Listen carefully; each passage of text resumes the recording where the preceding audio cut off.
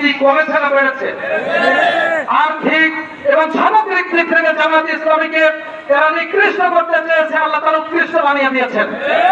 জামাত ইসলামীকে নিষিদ্ধ করেছে আওয়ামী লীগ, 7 দিন পরে জামাত ইসলামীর বিপরীতে আওয়ামী লীগ শেখ হাসিনা নিষিদ্ধ হয়েছে।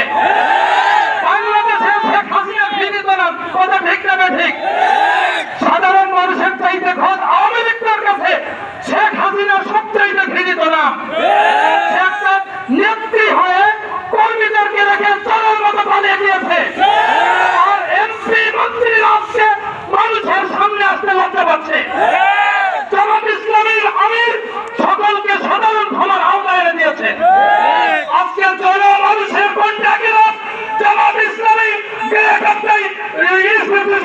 বাংলাদেশ সুবহানাল্লাহ।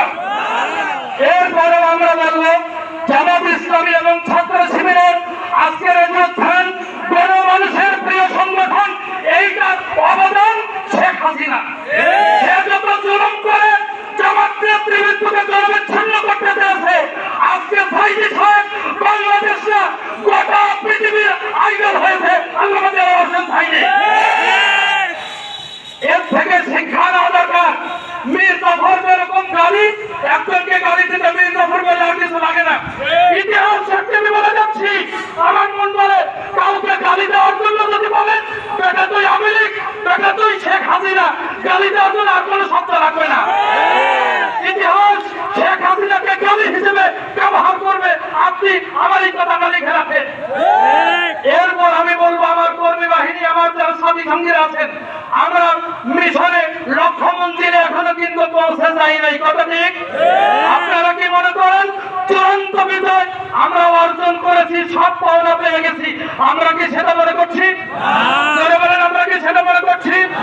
দীর্ঘ 17টি বছর জামাত ইসলামীর কেন্দ্রীয় কার্যালয় থেকে শুরু করে ওয়ার্ড পর্যন্ত কোনো অফিস খোলার সুযোগ ছিল না।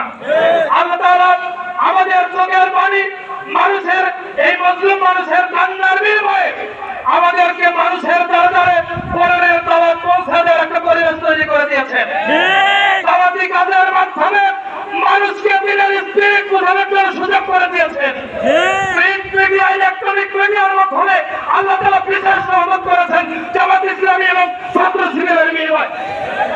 আমি মনে করি এই সময়ে আমাদের জামাত ইসলামী এবং ইসলামী ছাত্র শিবিরের কর্মীদের নিজেদের কদমকে মজবুত করা দরকার এবং একটা সিদ্ধান্ত নেওয়া দরকার।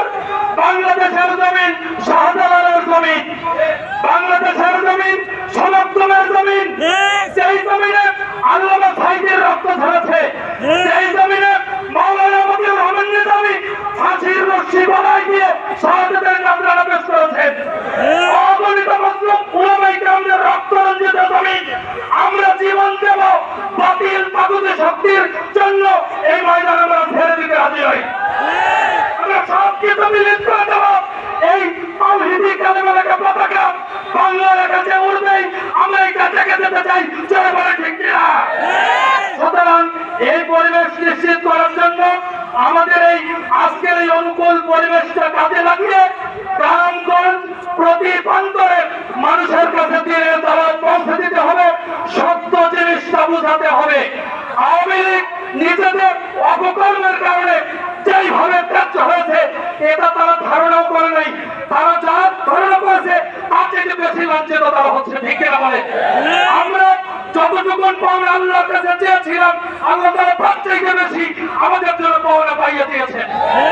আল্লাহ তাআলার বিচার সবচেয়ে বড় বিচার, সেই আল্লাহর উপরে এই জালেমদের বিচারের দায় সমর্থ করে দিয়ে বাংলাদেশের ভূখণ্ডটা হবে আগামী দিন ইসলামের ভূখণ্ড, কোরআনের ভূখণ্ড এবং আল্লাহর রাজ কায়েম হয়েছে।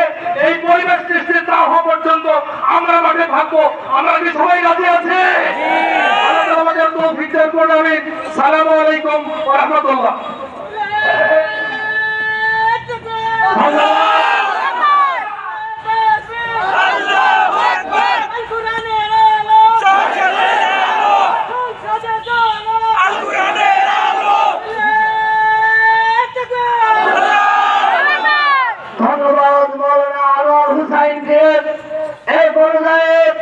আপনাদের সম্মুখে বক্তব্য নিয়ে আসছেন